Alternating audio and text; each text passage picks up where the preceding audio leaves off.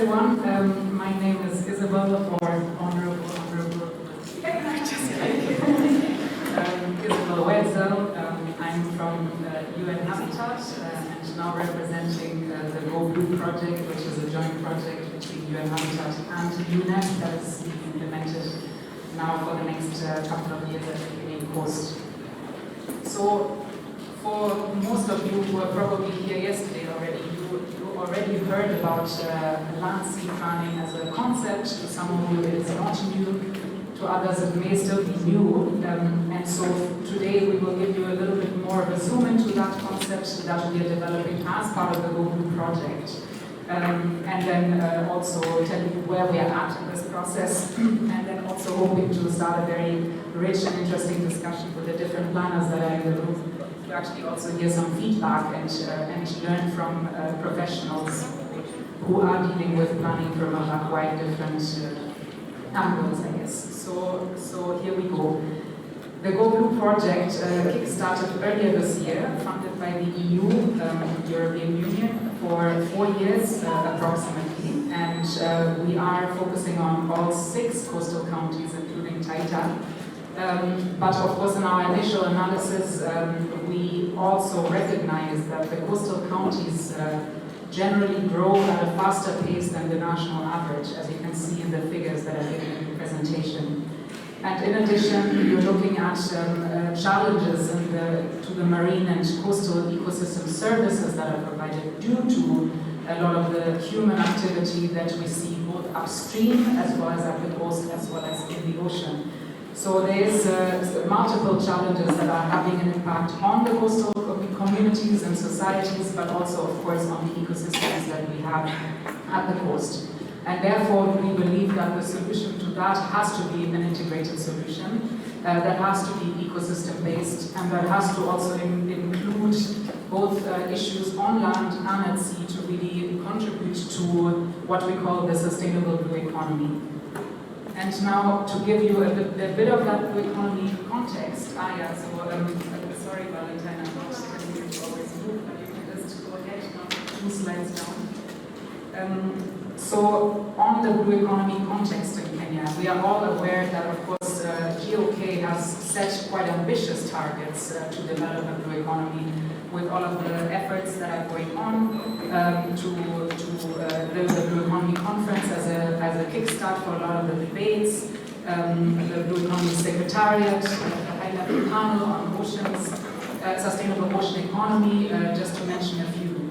But of course, and also looking at the region, we are also, so at the West Indian Ocean region, we are also ahead, but at the same time it is also still a young process, because we're still learning as we're going along in creating the so-called blue economy. So now, what are some of the things that we observed or that we witnessed?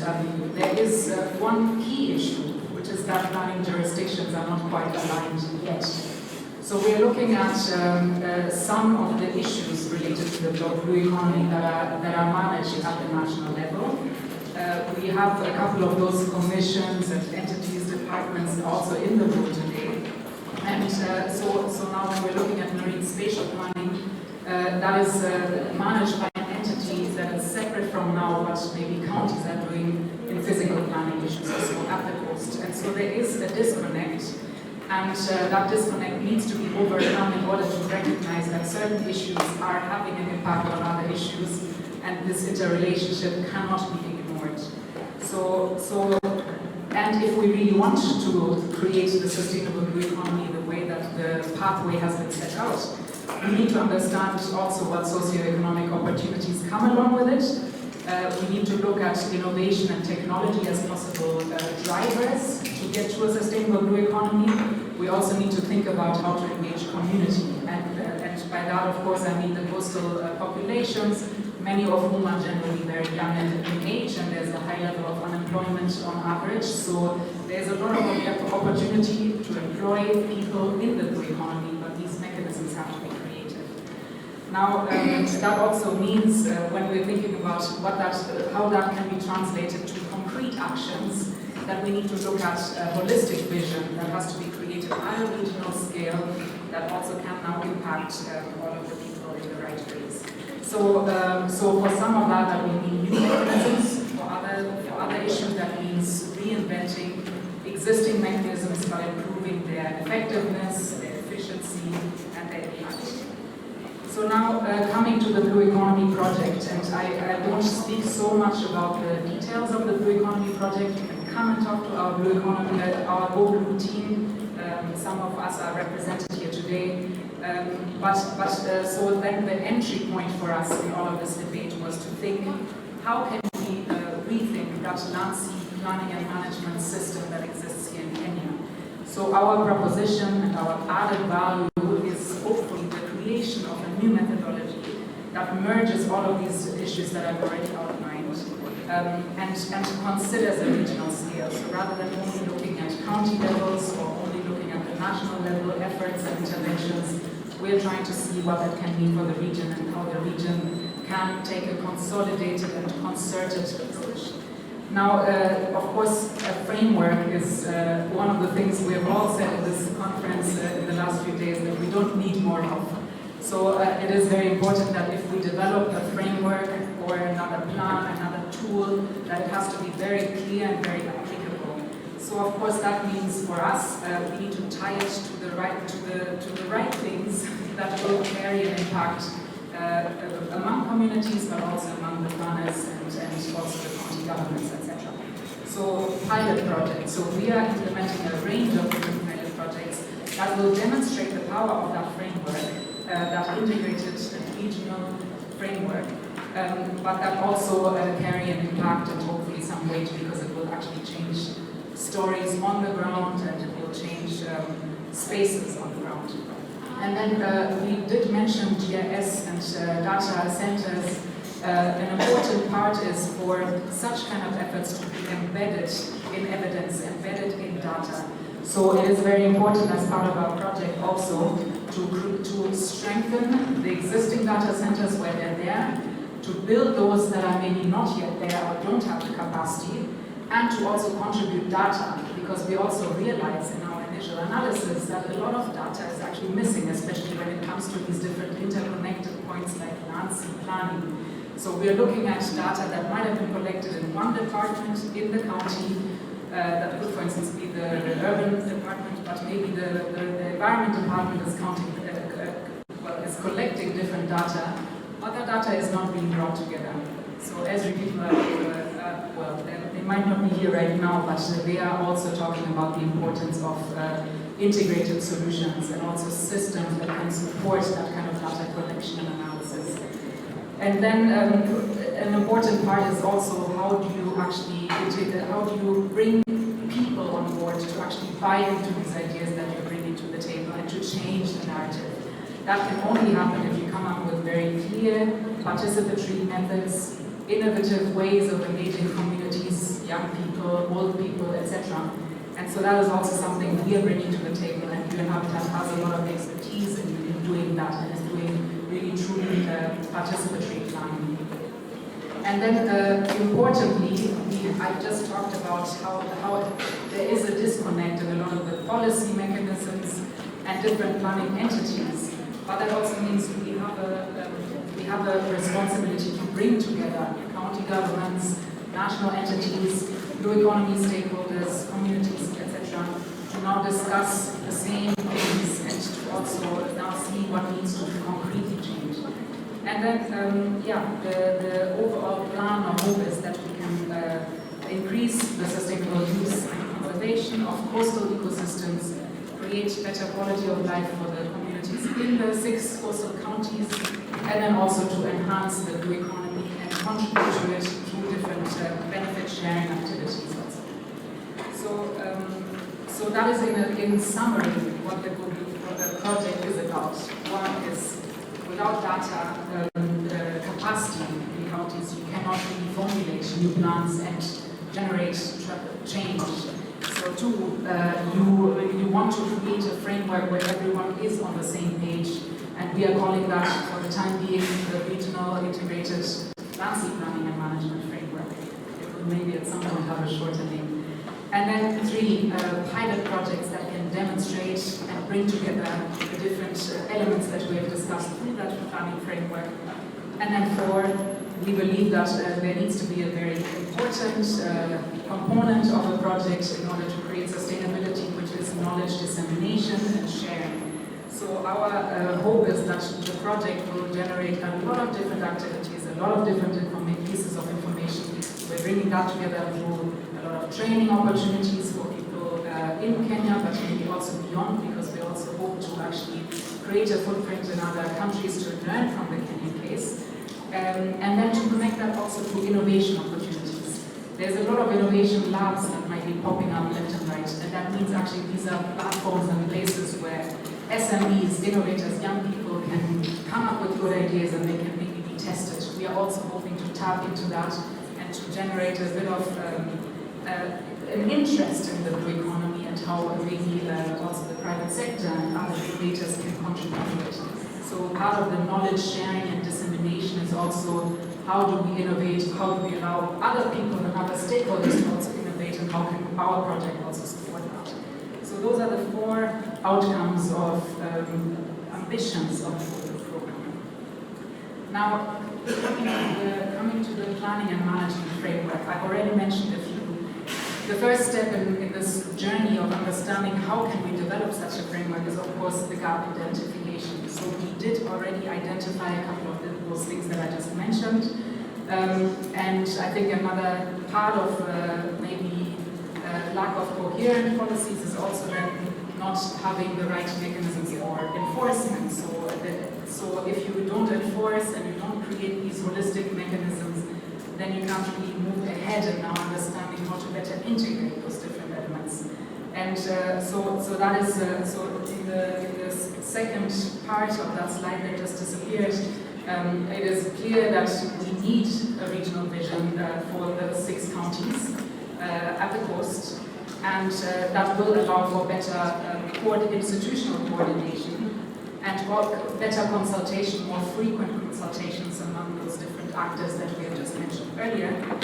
And in the end, there will be, because that framework will be a spatial framework, but also not just spatial, it will also allow for better decision making. So an example of that is, for instance, how can the counties take better financial decisions when they're pooling together their resources? Let's say, for instance, we have an idea to create a blue economy infrastructure site, whatever that might be. Maybe not every county has to build their own, because maybe there's ways we can pool resources. We can build one that is close to the border, or we can build one that is easily accessible from different towns or different counties. And the counties can pool together resources and make more strategic decisions that will essentially then also generate more potential investments in different areas that can drive the sustainable blue economy agenda. So that's an example of how decision making can be improved through strategic spatial planning. And then I mentioned the science-based information part already. We really do believe that the most important is for counties to create that regional vision is to have a very strong data and knowledge base, and so that means bringing together the different bits of data that are generated through GIS labs, but also other data. There's a lot of data also on socioeconomic conditions, on different trends and looking into future scenarios, climate vulnerability, development scenarios, etc. All of these need to be integrated into one platform, and we're hoping to do that through this regional framework and vision. And of course then, once you have all of this in one place, you can better manage the resources, both environmental and infrastructural as well. So now what have we already done so far? We are still in early stages in creating this regional framework, but we really have already encouraged a lot of collaboration. We have engaged with a number of different stakeholders, including at national government level, a lot at the county level with the different government bodies, and also with different stakeholders from communities like yours, but also research institutions, etc., to really crowdsource for what are the relevant points, what has been missing, what have other members of different stakeholder groups observed that need to be part of such a methodology. And then of course, another point is that we as UN Habitat and UN already have a number of tools that are exactly doing such things. So we have tools such as, so for instance at UN Habitat we have a tool that is called Sustainable Development Framework. That is a spatial tool to analyze and understand connectivity and between different cities, but also different regions. And then through that you are able to better take decisions on strategic investments, etc. So that is one tool that can be used. And we have a colleague who's speaking about some of these tools in some more detail after me. At UNEP we have an ecosystem-based management framework. We also have a sustainable blue economy transition framework. So a lot of these different tools that we have already developed will inform how we are creating this methodology. And of course we also understand that we need to rely on the existing tools, policies and mechanisms in the Kenyan government. And importantly, the Marine Spatial Planning Framework that is currently under development will be a guidance to our tool development, but our tool will also inform the development of that MSP framework. And we have already brought together a number of different experts to actually help us in the formulation of this master planning tool. So on the next slide, yes, progress to date, you'll see we have selected an expert group, we have already engaged, done some initial engagements. We have thoroughly analyzed existing tools, such as the ones I mentioned. We have consulted with government, we have developed the first conceptual frameworks on spatial analysis, coastal policy, economic, social science, etc., to generate what is already there and better understand that. So now in the next few months what is on our table is actually now looking at conducting very serious stakeholder consultations with everybody. So once the group of experts is in place, we will actually then engage with a number of different stakeholders in the formulation of that plan, because we believe that plan needs to be participatory. So the only way that that plan can be successful in the long run is to engage all stakeholders. So that will take a few months. And then after that, we will move to the implementation of this framework. And that is then also moving in parallel with the pilot projects that I mentioned earlier. So why is an integrated approach the solution? Because, as I mentioned earlier, it guides overall development in a very strategic manner. And also it brings together all the 6 counties, but not just those, it also brings together all the different planning professionals and different experts in the county governments to think of what it means to have a regional vision, what the priorities of such a vision can look like, and that can always be reassessed after some time. So right now we're looking at a time frame of the next few years as that regional vision. But visions, as we all know, have to be reconsidered and replanned after some time. So that is also a plan that, a framework that can then be adjusted based on the needs and the priorities of the different counties at that given time. And then, of course, data, as I mentioned already, no need to respond to mention again. It needs to be integrated on integrated platforms, and there's a lot of ways that can happen. And Esri might be a good platform, as you could see in the presentation earlier, that provides such kind of integrated platforms. And then also an integrated approach helps to disseminate relevant information, guidelines, action plans, and so our contribution to this integrated approach will then be provide initial technical assistance, and that happens now through those initial projects that we are going to implement as part of GoBlue. But ideally, in the long run, it is not going to be UN Habitat or UNEP running such kind of projects or programs for the EU.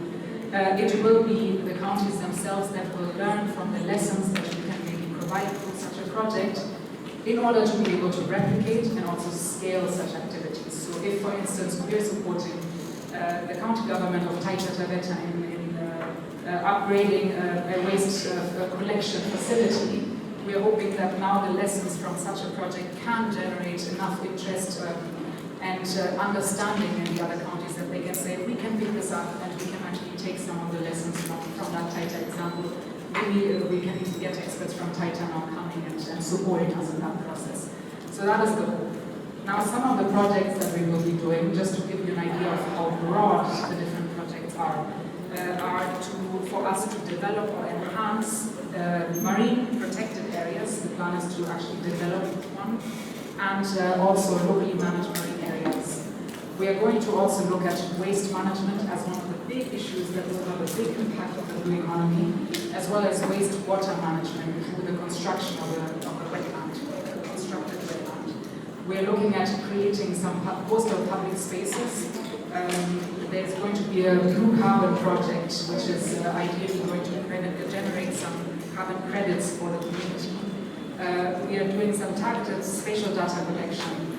So those are just a couple of the activities that we're going to be implementing through GoBlue, and all of those will ideally then demonstrate that the regional integrated framework. And of course, overall, it helps to connect different plans that already exist. It helps to stock take, and it helps to fill gaps in that long-term journey towards a sustainable blue economy. So at the very last slide, we have a couple of questions that we've posed to you. Keep those in mind. We have a discussion session coming afterwards, and I'm very curious also to hear from you. So rather than only answering your questions, I also want to ask you guys questions, and I think my colleagues might also do the same. So I'll leave it there. Thank you very much.